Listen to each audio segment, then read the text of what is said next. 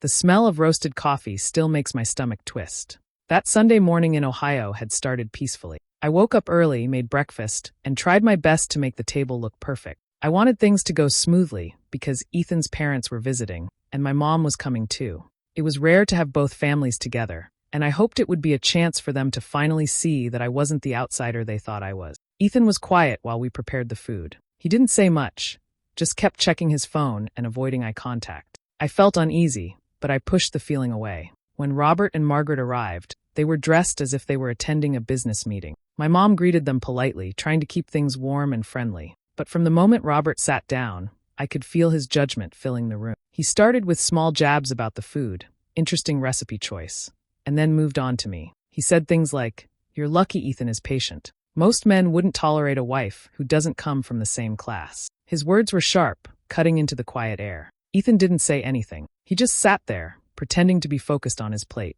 I tried to stay calm. I told Robert that I was proud of where I came from, that my parents had worked hard for everything they had. Maybe I shouldn't have said it with that much confidence, because his face changed instantly. His jaw tightened, and he slammed his cup down on the table. The next few seconds felt like a blur. He picked up his coffee mug again, looked me straight in the eye, and threw it. The hot liquid splashed across my arm and chest. I remember the sting, the smell of burnt fabric, the heat spreading across my skin. I didn't even cry. I just froze. My mom gasped and stood up, rushing to my side with a napkin, trying to wipe off the coffee before it burned worse. Ethan didn't move. He didn't shout, didn't defend me, didn't even check if I was okay. He just sat there, staring at his father like he was afraid to say a word. Robert muttered something about me being disrespectful, as if that justified what he'd done. Margaret whispered for him to calm down, but there was no apology, not even a trace of regret. My mom turned toward him, her voice low but steady. "You just made the biggest mistake of your life," she said. That moment changed everything. The room went silent except for the sound of my heartbeat pounding in my ears. I stood up, walked to the bathroom, and looked at myself in the mirror. My arm was red and swollen, but the pain in my chest was worse. It wasn't just about the coffee. It was about realizing that I was alone in my own marriage. When we left that house, my mom drove in silence. She didn't ask questions, didn't speak until we reached home. Then she said quietly, "You don't have to fight him. Just wait. People like that destroy themselves." I didn't know it then, but she was right. That day, something in me hardened. I stopped hoping for respect from. I stopped believing that patience could fix cruelty. That day was the beginning of the end for Ethan's family. They just didn't know it yet. Before that day, I had spent almost 2 years trying to become the kind of daughter-in-law Robert and Margaret would accept. When Ethan and I first got married, I believed that time and kindness could change anything. I came from a simple background. My dad was a mechanic, and my mom worked as an accountant. We didn't have much money, but we had love and honesty. Ethan's family, on the other hand, lived in a big house with glass walls and expensive art pieces. From the beginning, I felt like I didn't belong. Robert, my father-in-law, made sure I never forgot that. He had a way of talking that made every compliment sound like an insult. He would ask about my job and then smirk when I told him I worked in a local design store. "Well, that's cute," he once said. "At least you're keeping busy." He'd always bring up Ethan's ex-girlfriends, girls from wealthy families, the ones he believed were more his son's type. Margaret wasn't much better. She hid her insults behind fake smiles. She'd say things like, "You're brave to wear that color," or "Your hands are rough, you must work hard." I'd laugh it off, telling myself it didn't matter. I thought if I stayed kind, they'd eventually see that I wasn't trying to compete. I just wanted to be part of their family. Ethan never truly saw what they did.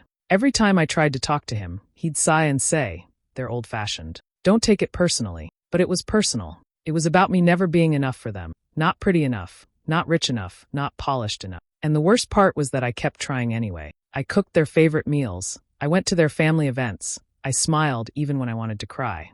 After the coffee incident, I realized how blind I had been. That night, when Mom helped me clean my burn, I sat quietly on her couch, staring at the floor. I didn't know whether to feel angry or ashamed. I had spent so much time trying to please people who never intended to like me. Mom placed a cool cloth on my arm and said softly, "You don't have to keep proving yourself to cruel people. They'll never see your worth until it costs them something." Her words sank deep into my chest. For the first time, I saw everything clearly. Robert and Margaret didn't hate me because of who I was. They hated that I didn't need their approval to exist. They mistook my kindness for weakness. They believed I would always keep quiet to keep the peace. I didn't cry that night. I didn't argue or plan anything. I just sat there, letting the pain teach me something I should have learned long ago. Not every family is worth belonging to. Mom was right. Some people only understand consequences, not compassion. And as my arm healed, so did something inside me. The woman who used to beg for their approval started to fade away. What replaced her was quieter, colder, and much stronger. I wasn't looking for revenge yet, but I knew one thing for sure. I would never let them hurt me again. And the next time they tried, it wouldn't be me who ended up burned. The weeks after that day felt heavy and quiet. Ethan acted like nothing serious had happened. He told me his dad was under stress, and that I should just let it go for the sake of peace. There was no apology, no concern about the burn on my arm. It was like my pain had been erased. He went to work, came home late, and spoke to me only when he had to. The man who once promised to protect me now treated me like a stranger. Robert never called or tried to see me. Margaret sent one short text that said, "Let's move on, dear. Families fight." I didn't reply. Every time I thought about that day, I could still feel the hot sting on my skin. But more than that, I could feel the coldness that had started to grow inside me. Something between Ethan and me had broken, and I knew it wouldn't fix itself. I began to notice things I had ignored before. Ethan became secretive with his phone. He'd step out to take calls and lower his voice when I entered the room. He started locking his laptop, something he'd never done before. One night, while folding laundry, I found a new bank statement in his jacket pocket. There were large withdrawals, thousands of dollars gone within a few weeks. When I asked him about it, he brushed me off. "Just some personal stuff," he said, not even looking at me. Around the same time, I overheard Margaret on the phone with him. She was talking about moving things before it's too late. Her voice was tense, worried. When she realized I had walked into the room, she hung up quickly. I didn't say anything, but my gut told me something was off. That night, I stayed awake long after Ethan fell asleep. I kept thinking about how easily he had let his father hurt me, and now he was hiding things from me too. I wasn't just angry anymore. I was curious. I started checking small details quietly. I noticed he was visiting the bank more often. His mother's name appeared on a few receipts. It felt like they were moving money, but I didn't know why.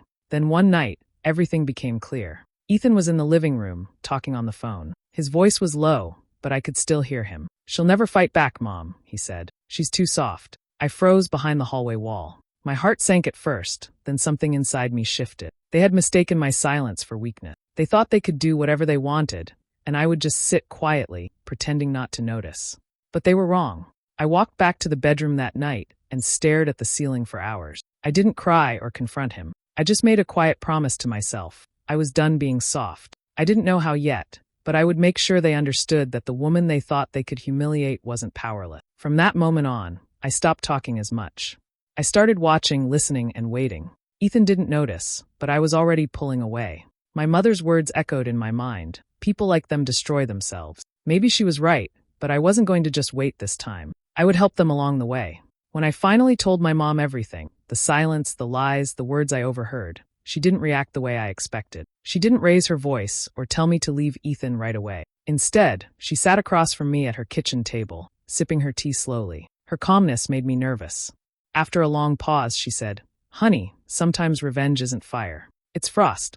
I didn't understand what she meant at first. My mom, Linda, had always been steady and practical. She wasn't the type to gossip or act out of anger. She worked as an accountant for most of her life and had built a quiet reputation for being sharp, honest, and impossible to fool. People came to her when they needed someone who could handle complicated financial issues without drawing attention. I didn't think she'd get involved. But a few days later, she called me and asked, "Do you know where Robert used to work before retirement?"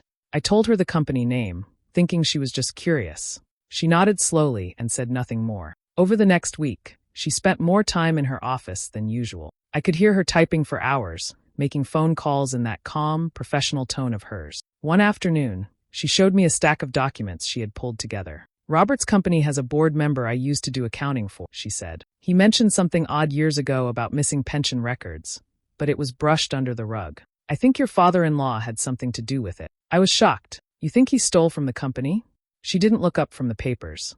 "Not exactly stole, but he shifted things around in a way that benefited him more than others. It's the kind of thing that looks legal until someone pays attention." I watched her organize files, spreadsheets, and old financial statements like a detective solving a mystery. She wasn't doing it out of spite. She was doing it with the same patience she had always shown in her work. "If people like him think they can burn others and walk away clean," she said, "sometimes you just have to turn on the light and let the truth show." She kept digging quietly for days, never telling anyone what she was doing. I could tell she was being careful. She didn't want to hurt innocent people. She just wanted the truth out. Then one evening, she came home from her office with a look I'd never seen before. Calm but certain. "I found it," she said simply. "Proof that Robert made unauthorized transfers from the pension fund before retiring. If this reaches the board, he'll have to answer for it." I didn't know how to respond. A part of me felt nervous.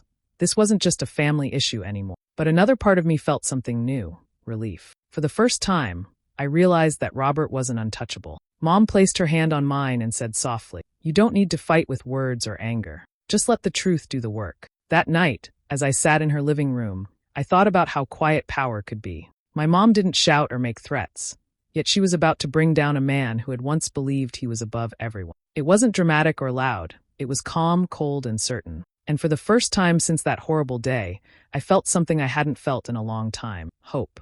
After everything that happened, I started pulling away from Ethan. I stopped trying to fix things and stopped asking questions he never answered. There were no more long talks, no more pretending that everything was fine. I went quiet, and he didn't even seem to notice.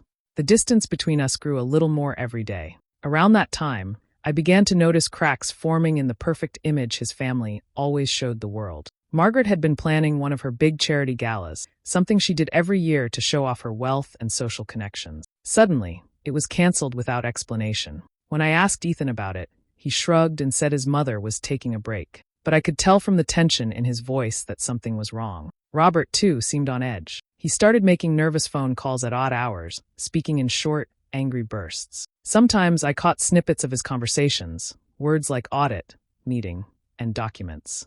He'd hang up quickly if anyone walked in. Even Ethan, who always defended his parents, began to act irritated whenever Robert called. Ethan was changing, but not in a way that brought us closer. He was more distracted, more defensive. When I tried to talk to him about us, he would sigh and say, "Can we not do this right now?" Sometimes he'd stay out late, claiming he was with friends or working extra hours. I stopped believing him. The truth was, I didn't even have the energy to argue it. One evening, I sat him down and told him I wanted to stay with my mom for a while. I expected him to at least ask why or try to talk it through. Instead, he just looked at me for a moment and said, "Do what you want." Then he went back to his phone. That was it. No concern, no questions, not even a goodbye hug. As I packed a small bag that night, I realized how empty our marriage had become. The house felt cold and lifeless, like a place where love had once lived but moved out long ago. I looked at Ethan sitting on the couch, scrolling through his phone as if I wasn't even there. That was when it hit me: love shouldn't feel like tolerance. When I got to my mom's house, she didn't ask for detail. She just made me tea and let me sit in silence. The quiet there felt different, peaceful instead of tense. For the first time in months, I could breathe. Over the next few days, I watched from a distance as the family that once looked untouchable began to crumble. Margaret's friends stopped visiting, and their names disappeared from social events. Robert looked tired in the few pictures that surfaced online. The confident man I once knew now seemed smaller, cornered. Ethan called a few times, but I didn't pick up. I wasn't ready to talk. Mom told me, "You can't build peace in a house built on arrogance." I finally understood what she meant. The foundation of Ethan's family was built on control, pride, and appearance. And now, without warning, it was all beginning to fall apart. I didn't need to do anything. I didn't need to shout or seek revenge. I just had to step away and watch the truth start doing its work. And deep down, I knew this was only the beginning. My mom didn't rush when she decided what to do with what she found. She went through every document again, making sure everything was correct and backed by proof. Then, one morning, she said, "It's time." Without telling me much, she reached out quietly to someone she trusted, a board member at Robert's old company. She sent the documents anonymously, careful not to leave any trace that could point back to us. A week later, everything started to shift. It began with whispers. Robert's company reopened an internal audit about his retirement fund. It wasn't public yet, but people inside the company were talking. They wanted to know why some pension accounts didn't match the record. The story spread quickly among the staff, and soon enough, Robert found out. From what I heard later, he lost his temper in one of his private clubs, yelling at people who weren't even involved. Margaret called Ethan several times a day, crying and blaming everyone she could think of. She said people were gossiping about them, that their good name was being dragged through the mud. Ethan became more anxious and angry with each passing day. Then, one evening, he showed up at my mom's house.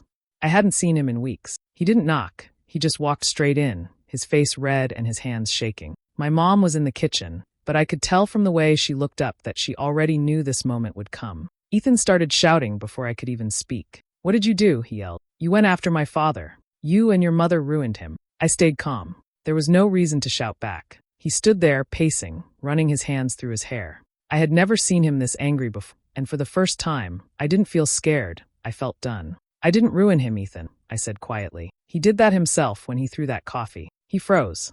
His mouth opened like he wanted to say something, but nothing came out. He just stared at me, speechless. For years, he had watched his parents disrespect me, and he had always defended them. Now, he was watching everything he had protected fall apart, and he didn't know how to handle it. Mom came out of the kitchen and stood beside me. Her voice was calm but firm when she said, "You should go home, Ethan. You're in the wrong house if you came looking for sympathy." He didn't argue. He just looked at both of us one last time and walked out, slamming the door behind him. The sound echoed through the house, but instead of feeling sad, I felt lighter. That night, I sat with Mom on the couch, and we didn't say much. We both knew the truth had finally started doing its job. Robert's pride was cracking. The family that once looked untouchable was now scrambling to hide what they'd done. I didn't celebrate. There was no joy in watching people destroy themselves, but there was a strange peace in knowing justice had finally started to move. For the first time in a long while, I felt safe. I didn't need revenge anymore. The truth had already started to do the work for me, and it was doing it perfectly. The investigation that started quietly soon became impossible to ignore. What began as an internal audit quickly turned into a full-blown financial investigation. Robert's name appeared in reports, and within days, local newspapers started covering the story. His face, once proudly featured at charity events and business galas, was now attached to words like fraud and mismanagement. Margaret tried to keep up appearances at first. She called old friends, hoping to stop the rumors, but people had already started to distance themselves. Her social circle faded almost overnight. The charity group she used to lead dropped her name from the upcoming fundraiser. She stopped showing up to her luncheons altogether. For someone who cared so deeply about status, that was her biggest punishment. Ethan was hit next. His company, which had always worked closely with local investors, decided they couldn't afford to be linked to the scandal. Even though he had nothing to do with the finances, the association with his father was enough. One morning, he called me sounding broken. "They let me go," he said. His voice cracked, but I couldn't bring myself to comfort him. I had warned him so many times about the way his family treated others, but he never listened. While they were falling apart, I was doing the opposite. With Mom's help, I started rebuilding my life piece by piece. She helped me sort out my finances and supported me as I made one of the hardest decisions of my life, filing for divorce. We didn't make it messy. No shouting, no arguments, just quiet paperwork and a clear mind. I didn't want revenge anymore. I just wanted peace. Ethan tried to reach out several times after that. At first, his messages were angry and defensive. Then they turned sad, almost desperate. He started showing up at my mom's door again, not yelling this time but pleading. One evening, I finally agreed to talk to him. He looked tired, like he hadn't slept in days. His eyes were red, and his hands wouldn't stop shaking. "I didn't mean for things to go this far," he said, his voice breaking. "I never wanted to hurt you. I didn't know what to do." For a moment, I almost felt sorry for him. But then I remembered standing in that dining room, my skin burning, while he said nothing. I remembered all the times I begged him to stand up for me, and he chose silence instead. I looked him straight in the eye and said, "You should have thought about that before you let your father burn me." He didn't respond. His face fell, and for the first time I saw guilt there, real guilt. Not the kind that comes from being caught, but the kind that comes from realizing it's too late to fix anything. He left quietly after that, and I closed the door without looking back. I didn't feel anger anymore. What I felt was finality, the kind of peace that comes when a chapter truly ends. The family that once looked untouchable had fallen from their own pride, and all I had to do was walk away. That night, Mom and I sat together, watching the evening news. Robert's case was still under review, and reporters said there might be more to uncover. I didn't need to hear the rest. I just turned off the TV and sat in silence. Their downfall wasn't something I celebrated. It was simply justice finding its way home. Months passed, and the storm that had started in silence finally reached its peak. Robert's case went to court. The company's audit had uncovered years of manipulation and false record. His retirement fund wasn't just mismanaged. It was built on money that should have gone to the employees he once supervised. When the news broke publicly, it spread fast. Every major paper in the city carried his name. The man who once prided himself on respect and reputation was now known for deceit and greed. Margaret tried to stand beside him in the beginning, but her face told a different story. The woman who once looked down on me for not being refined enough now avoided cameras and neighbors alike. Their fancy home was the first thing to go. With their assets frozen, they had no choice but to sell it. The mansion that once hosted expensive parties now sat empty, a symbol of how quickly pride can crumble. Robert's health began to fail soon after. Stress and shame weighed on him, and though I didn't wish him harm, I couldn't ignore the irony. The man who burned me, both literally and figuratively, was now facing a fire of his own, one built from his lie. Mom and I watched the coverage together one evening. The reporter spoke calmly about the case, showing clips of Robert walking into court surrounded by lawyers. Mom didn't say much. She just sat with a cup of tea in her hands, her eyes steady on the screen. When the segment ended, she turned to me and said quietly, "Justice doesn't always knock loud. Sometimes it whispers." Her words stayed with me. She had been right from the beginning. Revenge didn't need to be loud or cruel. It only needed patience. And now, after everything, I finally understood what she meant. For the first time in years, I started to feel free. The fear that used to follow me everywhere began to fade. I started therapy, something I had been too scared to try before. Talking about everything, the humiliation, the anger, the loss, helped me see it all differently. I wasn't weak. I was surviving. I was healing.